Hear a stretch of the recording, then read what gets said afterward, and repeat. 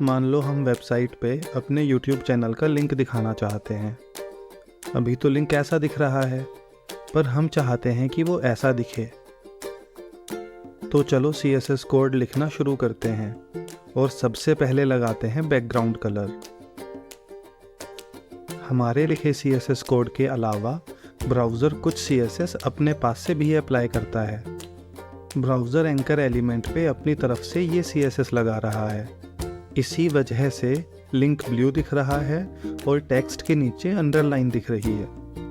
पर हमें तो टेक्स्ट वाइट दिखाना है, इसीलिए हम अपने कोड में लिख देंगे कलर कोलन वाइट और अंडरलाइन हटाने के लिए लिखेंगे टेक्स्ट डेकोरेशन नन। नन मतलब कोई नहीं, यानी हम कह रहे हैं कि हमें टेक्स्ट पे कोई डेकोरेशन नहीं चाहिए। ब्राउज़र हमारी लिखी CSS को अपनी ऑटोमेटिक CSS से हमेशा ज़्यादा वैल्यू देता है, इसीलिए अब लिंक ऐसा दिख रहा है। लिंक के चारों तरफ जो ये डार्क रेड लाइन हम दिखाना चाहते हैं, इसे कहते हैं बॉर्डर। बॉर्डर दिखाने के लिए सबसे पहले तो हमें बॉर्डर की मोटाई बतानी पड़ेगी और फिर बॉर्डर का कलर।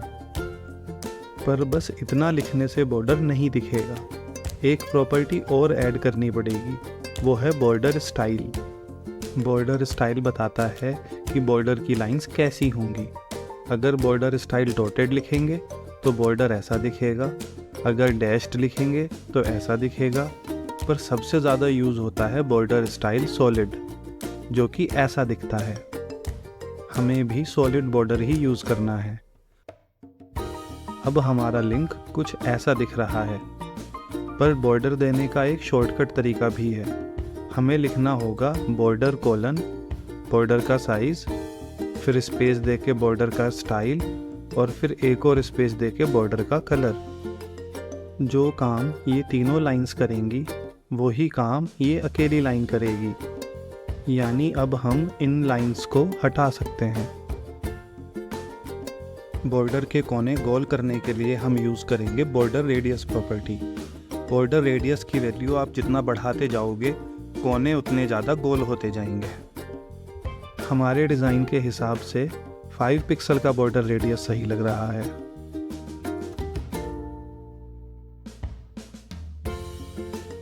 सर, ये कैसे पता लगेगा कि बॉर्डर विड्थ 2 पिक्सल की ठीक रहेगी या 3 पिक्सल की, या फिर बॉर्डर रेडियस 5 पिक्सल रखें या 10 पिक्सल? अभी तो अंदाजे से काम चला लो, अलग अलग वैल्यू लिख के देखो और जो सबसे ठीक लगे वो यूज़ कर लो। पर नौकरी में जाने के बाद ऐसे तुक्के नहीं मारने पड़ेंगे। वहाँ आपकी टीम का डिज़ाइनर आपको साफ साफ लिख के देगा कि कहाँ क्या साइज़ और क्या कलर रखना है। अब हमारा लिंक कुछ ऐसा दिख रहा है। एंकर एक इनलाइन एलिमेंट है, इसलिए वो बस उतनी ही जगह ले रहा है जितनी की कंटेंट दिखाने के लिए ज़रूरी है, इसलिए टेक्स्ट बॉर्डर से बिल्कुल चिपक कर आ रहा है। हम चाहते हैं कि लिंक का साइज़ थोड़ा बढ़ जाए ताकि चारों तरफ थोड़ा खाली स्पेस दिखे। तो क्या करें? सर, साइज तो हम फ़ॉन्ट साइज प्रॉपर्टी से बढ़ा सकते हैं ना? चलो फ़ॉन्ट साइज़ लगा कर देखते हैं। फ़ॉन्ट साइज़ से हेडिंग का साइज़ तो बढ़ गया, पर खाली स्पेस ऐड नहीं हुआ। टेक्स्ट अभी भी बॉर्डर से बिल्कुल चिपक कर आ रहा है। फ़ॉन्ट साइज़ तो टेक्स्ट का साइज़ बढ़ाता है। हाँ, जब टेक्स्ट का साइज़ बढ़ा तो उसे कवर करने के लिए एंकर एलिमेंट का साइज़ भी बढ़ गया। पर हम चाहते हैं कि बस एंकर एलिमेंट का साइज़ बढ़े, उसके अंदर के टेक्स्ट का साइज़ ना बढ़े। किसी एलिमेंट का साइज़ छोटा बड़ा करने के लिए यूज़ होती हैं हाइट और विड्थ प्रॉपर्टी। तो चलो एंकर एलिमेंट की विड्थ सेट कर देते हैं 140 पिक्सल। पर ये क्या, लिंक की विड्थ तो चेंज ही नहीं हुई। लेकिन क्यों सर? ऐसा इसलिए क्योंकि हाइट और विड्थ प्रॉपर्टी ब्लॉक एलिमेंट पे तो काम करती हैं, पर इनलाइन एलिमेंट पे नहीं, और एंकर तो एक इनलाइन एलिमेंट है। हमने पढ़ा था कि इनलाइन एलिमेंट उतनी ही जगह लेते हैं जितनी की कंटेंट दिखाने के लिए ज़रूरी हो, जबकि ब्लॉक एलिमेंट पूरी लाइन घेर लेते हैं। इनलाइन और ब्लॉक एलिमेंट में एक और डिफरेंस ये है कि हम ब्लॉक एलिमेंट का साइज़ हाइट और विड्थ प्रॉपर्टी की हेल्प से घटा बढ़ा सकते हैं, पर इनलाइन एलिमेंट पे हाइट और विड्थ प्रॉपर्टी का कोई असर नहीं होता। सर, जब इनलाइन एलिमेंट पे विड्थ प्रॉपर्टी काम ही नहीं करती तो हम ये खाली स्पेस ऐड करेंगे कैसे? सिंपल है, हम एंकर एलिमेंट को CSS की हेल्प से ब्लॉक एलिमेंट में बदल लेंगे, डिस्प्ले कोलन ब्लॉक लिखकर। देखो अब विड्थ प्रॉपर्टी काम कर रही है। पर यहाँ एक चीज़ और समझें, क्योंकि हमने लिंक को ब्लॉक एलिमेंट में कन्वर्ट कर दिया है, इसलिए अब उसकी कोशिश पूरी लाइन घेरने की है। वो तो हमने उसे 140 पिक्सल की फिक्स विड्थ देकर कंट्रोल कर रखा है। अगर हम विड्थ प्रॉपर्टी हटा देंगे तो वो पूरी लाइन घेरने लगेगा। अगर हम कोड में एक बटन ऐड कर दें तो उस बटन को मजबूरी में नेक्स्ट लाइन में जाना पड़ेगा। पर अब एक इंटरेस्टिंग चीज़ देखते हैं। हमने वापस से विड्थ प्रॉपर्टी ऐड करके लिंक का साइज घटा दिया। अब तो यहाँ काफ़ी जगह हो गई है, पर बटन अभी भी यहाँ ना आकर नेक्स्ट लाइन में ही शो हो रहा है। पर ऐसा क्यों सर? ऐसा इसलिए क्योंकि भले ही आप ब्लॉक एलिमेंट को विड्थ प्रॉपर्टी की हेल्प से ज़बरदस्ती छोटा कर दो, पर अपनी लाइन की खाली जगह में वो फिर भी किसी को नहीं आने देता। यानी भले ही ब्लॉक एलिमेंट पूरी लाइन ना घेरे, लेकिन फिर भी वो अपनी लाइन में अकेला ही रहता है। पर इनलाइन एलिमेंट्स दूसरों के साथ एडजस्ट हो जाते हैं। चलो विड्थ तो सेट हो गई, पर प्रॉब्लम ये है कि सारी खाली जगह लास्ट में शो हो रही है। हम चाहते हैं कि आधी खाली जगह शुरू में आए। उसके लिए हमें यूज़ करनी पड़ेगी text align property. Text align right लिखेंगे तो टेक्स्ट आएगा राइट में, यानी कि खाली जगह पहुंच जाएगी लेफ़्ट में। अगर टेक्स्ट अलाइन लेफ़्ट लिखेंगे तो टेक्स्ट आएगा लेफ़्ट में, यानी खाली जगह पहुंच जाएगी राइट में। और अगर टेक्स्ट अलाइन सेंटर लिख दिया तो टेक्स्ट आएगा सेंटर में और खाली जगह आधी लेफ़्ट में आएगी और आधी राइट में। यानी हमें अपने कोड में टेक्स्ट अलाइन सेंटर यूज़ करना है। देखो अब आधा स्पेस लेफ़्ट और आधा राइट में दिख रहा है। जैसे विड्थ प्रॉपर्टी की हेल्प से लेफ़्ट राइट में स्पेस ऐड किया है, ऐसे ही हाइट प्रॉपर्टी की हेल्प से ऊपर नीचे स्पेस ऐड कर लेंगे। पर इस तरीके में एक बहुत बड़ी प्रॉब्लम है। मान लो कल को हमारा मन हुआ कि लिंक का टेक्स्ट चेंज कर दें, तो हमने कोड में जाके टेक्स्ट चेंज कर दिया, पर ये भूल गए कि लिंक को 140 पिक्सल की फिक्स विड्थ दे रखी है। यानी लिंक अब टेक्स्ट के हिसाब से एडजस्ट नहीं होने वाला। इसलिए अब लिंक ऐसा दिख रहा है। टेक्स्ट की लंबाई तो बढ़ गई, पर एंकर एलिमेंट की विड्थ अभी भी सेम है। इसलिए मजबूरी में कुछ टेक्स्ट अगली लाइन में जा रहा है। पर मान लो हम चाहते हैं कि टेक्स्ट एक ही लाइन में दिखे। इसके लिए ये ध्यान रखना पड़ेगा कि जब भी टेक्स्ट चेंज करो, विड्थ की वैल्यू भी उसी हिसाब से चेंज कर दो। इस तरह का कोड लिखना ऐसे है जैसे घर में बिजली के कटे हुए तार बिना टेप लगाए छोड़ के रखना। कितना भी ध्यान रख लो, कभी ना कभी भूल जाओगे और करंट लगेगा। कोर्स में आगे समझ आएगा कि फिक्स विड्थ देने में एक और बहुत बड़ी प्रॉब्लम है। इसलिए जहाँ तक हो सके फिक्स विड्थ देने से बचो। एलिमेंट को अपने हिसाब से विड्थ लेने दो। सर, अपने हिसाब से तो ब्लॉक एलिमेंट पूरी लाइन घेर लेगा, पर हमें तो पूरी लाइन नहीं घेरनी, बस ज़रा सा खाली स्पेस ऐड करना है। तो क्या करें? एक एग्जाम्पल से समझते हैं। ऐसे समझो कि वेबसाइट होती है दीवार की तरह और HTML एलिमेंट्स होते हैं दीवार पे लगी पेंटिंग्स की तरह। हम किसी पेंटिंग और उसके आसपास के एरिया को 4 हिस्सों में बांट सकते हैं। सबसे पहले आता है अंदर का पेंटिंग वाला एरिया, जिसे HTML में कहते हैं कंटेंट एरिया। उसके बाद आता है पेंटिंग और फ्रेम के बीच का गैप, जिसे HTML में कहते हैं पैडिंग। फिर आता है फ्रेम, जिसे HTML में कहते हैं बॉर्डर। और आखिरी में आता है पेंटिंग के चारों तरफ का ये खाली एरिया, जिसे HTML में कहते हैं मार्जिन। ध्यान दें कि कंटेंट एरिया, पैडिंग और बॉर्डर तो पेंटिंग का हिस्सा है, पर मार्जिन पेंटिंग का हिस्सा नहीं है। ऐसा ही HTML में भी होता है। कंटेंट एरिया, पैडिंग और बॉर्डर तो HTML एलिमेंट का हिस्सा होते हैं, पर मार्जिन नहीं। मार्जिन तो एलिमेंट के आसपास के खाली स्पेस को कहते हैं।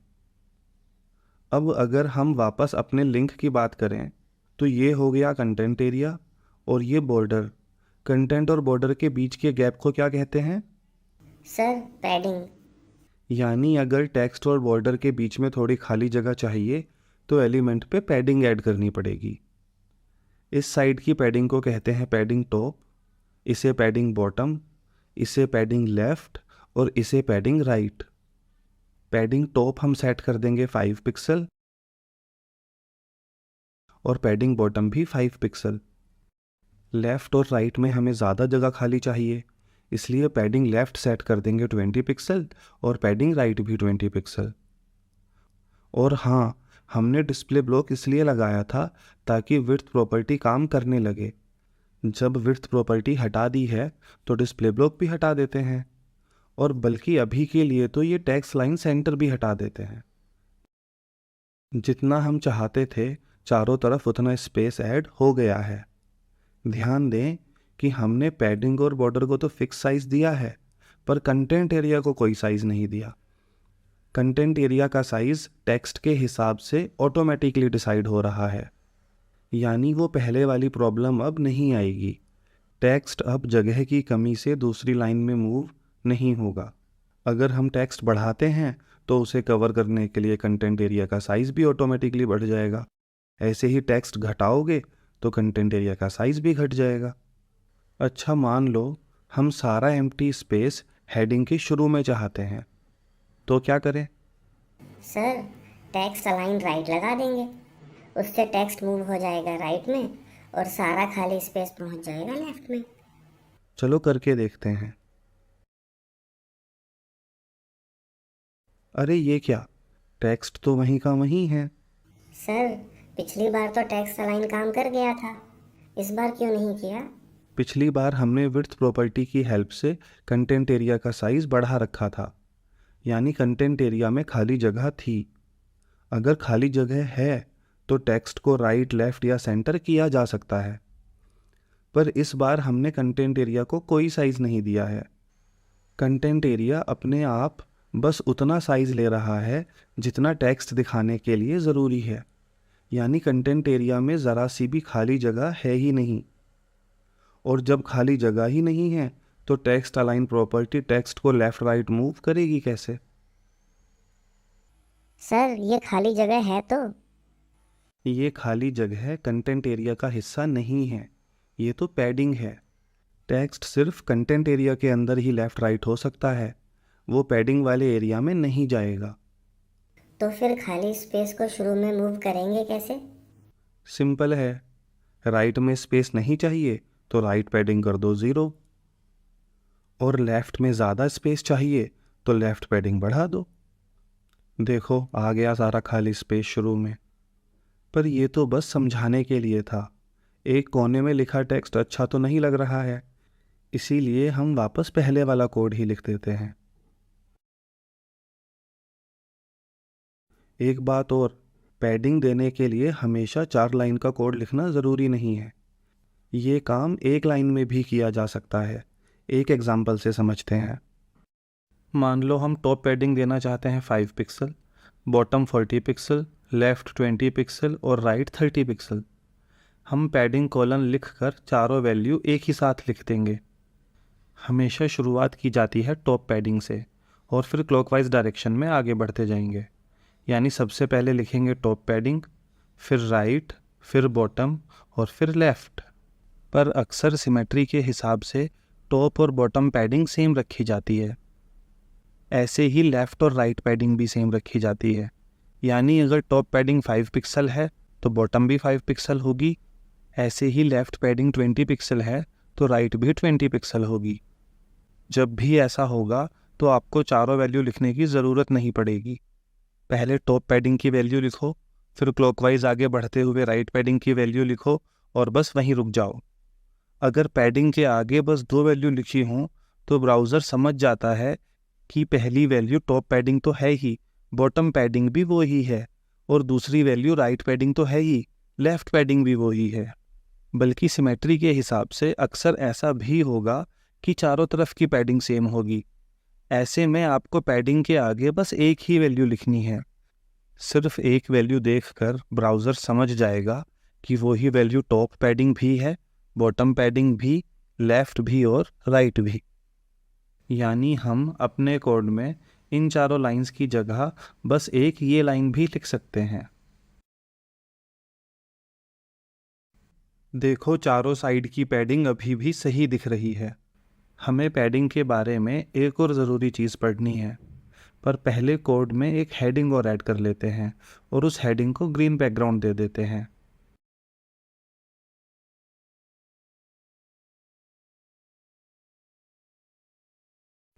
अब हमारी वेबसाइट कुछ ऐसी दिख रही है। अब लेफ़्ट और राइट पैडिंग को थोड़ा बढ़ाकर देखते हैं। पैडिंग बढ़ाई तो एंकर एलिमेंट का साइज़ बढ़ गया। ऐसे में उसे जगह देने के लिए बटन को आगे मूव होना पड़ा। चलो अब टॉप और बॉटम पैडिंग को बढ़ाकर देखते हैं। अरे ये क्या, बॉटम पैडिंग तो हेडिंग के ऊपर जा रही है और टॉप पैडिंग तो स्क्रीन से ही बाहर चली गई। इनलाइन एलिमेंट्स की टॉप पैडिंग और बॉटम पैडिंग ऐसे है जैसे कलयुग में शरीफ इंसान, उन्हें बिल्कुल इज्जत नहीं मिलती। हमारी वेबसाइट पैडिंग टॉप से कह रही है बाहर जाना है तो जा, मुझे फ़र्क नहीं पड़ता। और इस हेडिंग को देखो, ये बॉटम पैडिंग से कह रही है कि बढ़ ले जितना बढ़ना है, मैं ज़रा भी नहीं हिलने वाली। चलो अब ए टैग को ब्लॉक एलिमेंट में बदल कर देखते हैं। देखो, अब पैडिंग टॉप पेज से बाहर नहीं जा रही है और हेडिंग भी पैडिंग बॉटम को इज्जत दे रही है और उसके लिए जगह छोड़कर नीचे मूव हो गई है। यानी ब्लॉक एलिमेंट पे तो पैडिंग टॉप और पैडिंग बॉटम सही से काम करती है, पर इनलाइन एलिमेंट पे नहीं। बिल्कुल ये ही कहानी टॉप और बॉटम बॉर्डर के साथ भी है। चलो अब अगले टॉपिक पे बढ़ते हैं, पर उससे पहले पुराने वाले कोड पर वापस लौट जाते हैं। यानी डिस्प्ले ब्लॉक हटा देते हैं और पैडिंग की पुरानी वैल्यू लिख देते हैं। हमने कंटेंट एरिया, पैडिंग और बॉर्डर के बारे में तो पढ़ लिया, अब बारी है मार्जिन के बारे में पढ़ने की। हमारा लिंक अभी पेज के बिल्कुल कोने में दिख रहा है। हम उसे थोड़ा सा राइट की तरफ मूव करना चाहते हैं। उसके लिए हमने एंकर एलिमेंट को मार्जिन लेफ़्ट 40 पिक्सल दे दी। ऐसा करने से हमारे लिंक के लेफ़्ट में 40 पिक्सल की खाली जगह ऐड हो गई है। मान लो हम लिंक और बटन के बीच में भी 50 पिक्सल की खाली जगह ऐड करना चाहते हैं। उसके दो तरीके हैं, या तो बटन को मार्जिन लेफ़्ट दे दो और या फिर लिंक को मार्जिन राइट। यानी या तो हम लिख दें बटन कर्ली ब्रेस और फिर मार्जिन लेफ़्ट 50 पिक्सल, और या फिर इसे हटाकर एंकर एलिमेंट पे मार्जिन राइट 50 पिक्सल लगा दें। आप दोनों में से कोई भी तरीका यूज़ कर सकते हो। अब हमारी वेबसाइट कुछ ऐसी दिख रही है। मान लो अब हम लिंक को थोड़ा नीचे मूव करना चाहते हैं, तो क्या करें? सर सिंपल है, ए टैग पे मार्जिन टॉप लगा देंगे। चलो मार्जिन टॉप लगा कर देखते हैं। पर ये क्या, लिंक तो ज़रा भी नीचे नहीं आया। सर जब मार्जिन लेफ़्ट और मार्जिन राइट काम कर रहे हैं तो मार्जिन टॉप क्यों नहीं काम कर रहा? क्योंकि इनलाइन एलिमेंट्स पे मार्जिन टॉप और मार्जिन बॉटम काम नहीं करते, पर ब्लॉक एलिमेंट पे करते हैं। चलो एंकर एलिमेंट को ब्लॉक में कन्वर्ट करके देखते हैं। देखो अब मार्जिन टॉप काम कर रहा है। सर लिंक को ब्लॉक एलिमेंट बनाने से मार्जिन टॉप वाली प्रॉब्लम तो सॉल्व हो गई, पर अब एक नई प्रॉब्लम खड़ी हो गई है। अब लिंक पूरी लाइन घेर रहा है, जो कि दिखने में बिल्कुल भी अच्छा नहीं लग रहा। लिंक को विड्थ प्रॉपर्टी की हेल्प से भी छोटा नहीं कर सकते, क्योंकि आपने फिक्स विड्थ देने से बचने को कहा है। तो फिर करेंगे क्या? हमें इनलाइन और ब्लॉक एलिमेंट के बीच का कुछ चाहिए, कुछ ऐसा जो जगह तो इनलाइन एलिमेंट की तरह टेक्स्ट के हिसाब से लेता हो, पर उस पे ब्लॉक एलिमेंट की तरह ऊपर नीचे की पैडिंग और मार्जिन भी सही से काम करती हो। जो हम ढूंढ रहे हैं उसे HTML में कहते हैं inline block element. Inline block elements कुछ चीज़ों में तो इनलाइन एलिमेंट्स की तरह होते हैं, जैसे कि वो कंटेंट के हिसाब से जगह लेते हैं और सेम लाइन में दूसरों के साथ एडजस्ट भी हो जाते हैं, पर बाकी सब चीज़ों में वो ब्लॉक एलिमेंट की तरह होते हैं। यानी उन पे हाइट और विड्थ प्रॉपर्टी काम करती है। पैडिंग टॉप और पैडिंग बॉटम भी सही से काम करती है। बॉर्डर टॉप और बॉर्डर बॉटम भी सही से काम करते हैं और मार्जिन टॉप और मार्जिन बॉटम भी काम करता है। चलो अपने लिंक को इनलाइन ब्लॉक एलिमेंट में बदलकर देखते हैं। देखो, अब मार्जिन टॉप भी सही से काम कर रहा है और हमारा लिंक पूरी लाइन ना घेर कर जगह भी कंटेंट के हिसाब से ले रहा है। एक बात और, पैडिंग की तरह ही हर मार्जिन अलग अलग भी लिख सकते हो और चाहो तो चारों मार्जिन एक ही लाइन में भी लिखी जा सकती हैं। सर, एक सवाल था। ये वाला स्पेस मार्जिन लेफ्ट से आ रहा है, ये वाला मार्जिन टॉप से और ये वाला मार्जिन राइट से, पर हमने मार्जिन बॉटम तो दिया ही नहीं है, फिर ये वाला स्पेस कहाँ से आ रहा है? जैसा कि मैंने पहले भी बताया था, ब्राउज़र कुछ CSS अपनी तरफ से भी लगाता है। ब्राउज़र ने H1 एलिमेंट पे मार्जिन टॉप लगा रखी है, उसी की वजह से ये खाली स्पेस आ रहा है। ऐसे ही हेडिंग के शुरू का ये खाली स्पेस भी ब्राउज़र की अपनी CSS की वजह से ही आ रहा है। सर, ब्राउज़र हमारी वेबसाइट पे अपनी CSS क्यों थोप रहा है? ब्राउज़र ऐसा इसलिए करता है ताकि अगर कोई CSS ना भी लिखे तब भी उसकी वेबसाइट काम चलाऊ दिख जाए। पर अगर आप काम चलाऊ नहीं बल्कि खुद की CSS लिख के सुंदर वेबसाइट बनाना चाहते हो तो ब्राउज़र की CSS हेल्प करने की जगह परेशान ही करती है। इसीलिए अक्सर लोग वेबसाइट बनाना शुरू करते ही सबसे पहला काम करते हैं रीसेट CSS लिखने का। रीसेट CSS मतलब ऐसी CSS जो ब्राउज़र की थोपी हुई CSS का असर ख़त्म कर दे। चलो हम भी रीसेट CSS लिखते हैं। हम चाहते हैं कि ब्राउज़र जो पैडिंग और मार्जिन खुद से लगा रहा है वो हट जाए, यानी हम पैडिंग भी ज़ीरो करना चाहते हैं और हर तरफ की मार्जिन भी।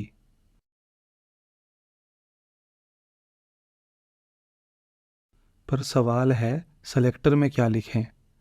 हम ये रूल सेट अपने कोड के सभी टैग्स पे लगाना चाहते हैं, यानी यहाँ हमें लिखना होगा a, बटन, H1 या फिर इन सब की जगह एस्ट्रिक्स भी लिख सकते हैं। सेलेक्टर में एस्ट्रिक्स लिखने का मतलब होता है ये रूल सेट HTML के सारे टैग्स पे अप्लाई करना है। देखो, अब यहाँ से खाली स्पेस हट गया है और यहाँ से भी। ब्राउज़र और भी बहुत सारी CSS लगाता है, जिसे कैंसिल करने के लिए हमें अपनी रीसेट CSS में और भी कोड लिखना पड़ेगा, पर वो सब पढ़ेंगे बाद में। अभी चलते हैं नेक्स्ट टॉपिक पे। सर, हमने लिंक को मार्जिन राइट 40 पिक्सल दे रखी है, जिस वजह से यहाँ 40 पिक्सल का खाली स्पेस शो हो रहा है। मान लो अब हम बटन पे मार्जिन लेफ्ट 60 पिक्सल भी लगा दें, तब यहाँ कितना स्पेस शो होगा? दो मार्जिन्स को मिलाकर शो करने का एक रास्ता तो है कि दोनों मार्जिन्स का सम कर दो, और दूसरा रास्ता है कि दोनों में से बड़ी मार्जिन चुन लो। इस तरीके को बोलते हैं collapsing margins. 60 pixel plus 40 pixel हो गया 100 पिक्सल, यानी सम के हिसाब से 100 पिक्सल का स्पेस आना चाहिए। 60 पिक्सल और 40 पिक्सल में से बड़ी मार्जिन है 60 पिक्सल, यानी कोलैप्सिंग मार्जिन के हिसाब से 60 पिक्सल का स्पेस आना चाहिए। अगर ब्राउज़र कोलैप्सिंग मार्जिन का फॉर्मूला यूज़ करे तो यहाँ 60 पिक्सल का स्पेस डिस्प्ले होगा। इसे अपने लेफ़्ट में 60 पिक्सल जगह चाहिए थी, पूरी 60 पिक्सल मिल गई, और इसे अपने राइट में 40 पिक्सल चाहिए थी, उससे ज़्यादा ही मिल रही है। यानी कोलैप्सिंग मार्जिन का फॉर्मूला दोनों को खुश रख लेगा। पर खुश तो दोनों सम वाले फॉर्मूले से भी रहेंगे, क्योंकि उससे तो स्पेस और बढ़ना ही है। सर, समझ आ गया कि काम दोनों फार्मूलों से बन सकता है, पर दोनों में से ब्राउज़र यूज़ कौन सा फार्मूला करता है? असल में ब्राउज़र दोनों ही फॉर्मूले यूज़ करता है। लेफ़्ट और राइट मार्जिन के लिए तो हमेशा सम वाला फॉर्मूला यूज़ होता है, हमेशा। अब बात करते हैं टॉप और बॉटम मार्जिन की।